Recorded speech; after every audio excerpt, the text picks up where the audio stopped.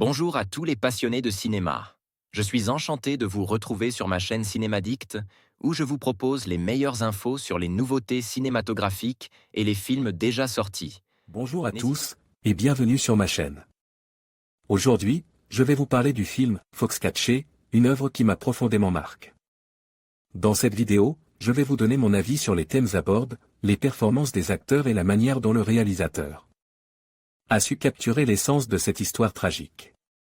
Je vais également explorer les éléments qui font de ce film une critique poignante de la quête de pouvoir et de la solitude. Restez avec moi pour découvrir mon analyse de Foxcatcher. Du Fincher en moins bien, mais c'est quand même bien.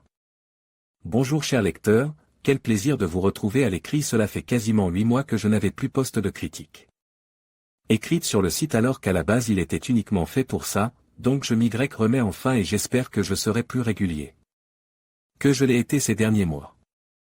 Mais assez parle de moi, au fond ce n'est pas vraiment très intéressant, nous sommes là pour parler de cinéma, et c'est ce que je vais faire.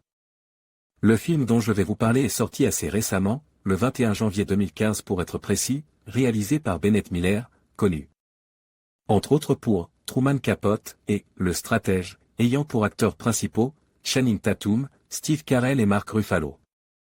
Vous l'avez deviné si vous avez bien lu les dernières lignes ou alors tout simplement si vous avez lu le titre, il s'agit du film Foxcatcher, que je n'attendais pas spécialement pour être honnête avec vous, en général je ne suis pas du tout intéressé par les films sportifs, à part Space Jam, film vu 3000 fois durant mon enfance oblige, qui m'ennuie à mourir mais, ce sont les réactions très enthousiastes, coucou Quentin, de certains de mes proches et de la critique qui m'a donné envie de me plonger dans ce film.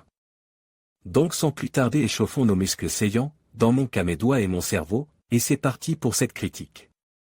Pour ma part il s'agissait du premier film de Bennett Miller que je regardais, et ce qui est sûr en ressortant de cette séance de visionnage c'est que ce ne sera pas le dernier. La réalisation est remarquable, je ne lui trouve aucun défaut, chaque plan est maîtrisé à la perfection que ce soit au niveau du cadrage, de la lumière ou encore du mouvement de la caméra, on comprend pourquoi il a reçu le prix de la mise en scène au dernier festival de Cannes. Il utilise des jeux de flou et de composition chromatique assez impressionnantes, l'évocation par la caméra est ici à son paroxysme. Surtout vu le nombre de dialogues assez minces sur toute la durée du film, préférant créer une atmosphère malsaine tangible et bien plus explicative que n'importe quelle phrase. Les combats en eux-mêmes bien que peu nombreux, et j'ai envie de dire tant mieux, sont très bien mis en scène comme le reste du film. Bref, il mérite un coup d'œil juste pour sa réalisation phénoménale. Mais ce n'est pas tout car il y a aussi les acteurs, et quels acteurs.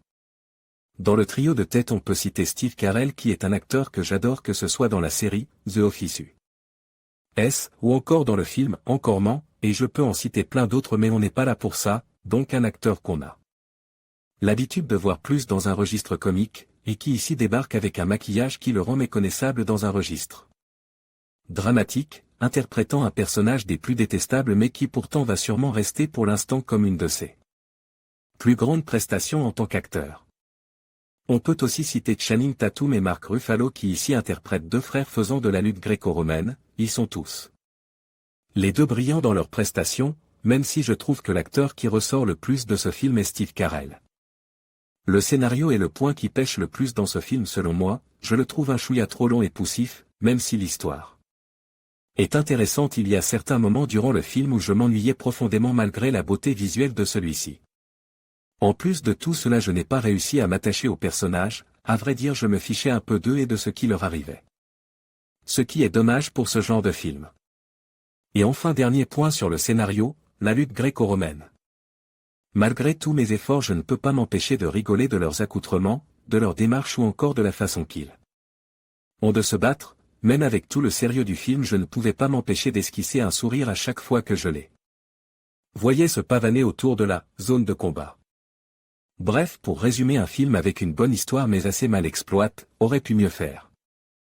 La musique s'en sort très bien même si je n'en ai pas beaucoup noté mais, elle est agréable à écouter et arrive à se démarquer du modèle surexploite de la musique de film hollywoodien, elle est composée par Michael Dana qui a entre autres travaillé sur Little Miss Sunshine et l'Odyssée de Pi, il n'en fallait pas plus pour me mettre en joie. Voilà, c'est ainsi que cette critique sur le film Foxcatcher s'achevait, j'espère que vous l'avez apprécié et qu'elle vous a donné envie ou pas de voir le film, n'hésitez pas à laisser un commentaire ci-dessous pour me faire savoir si vous êtes d'accord ou pas. Avec mon avis sur le film, je lirai ça avec beaucoup d'attention. Sinon, ce fut un plaisir de faire un retour à l'écrit, et j'espère ne pas avoir d'intervalle aussi long que le dernier entre cette critique et la prochaine. D'ici là, merci d'avoir lu cette critique jusqu'au bout, je vous souhaite de belles séances de cinéma, et mieux que « bonne journée », vous ne trouvez pas? À la prochaine, salut. Axel. En conclusion, Foxcatcher est un film qui nous plonge dans les profondeurs de la psychologie humaine et des relations complexes. Axel a su mettre en lumière les performances poignantes des acteurs et la manière dont la mise en scène accentue la tension dramatique. Ce récit tragique inspire de faits réels, soulever des questions sur la loyauté, l'ambition et les conséquences de la manipulation.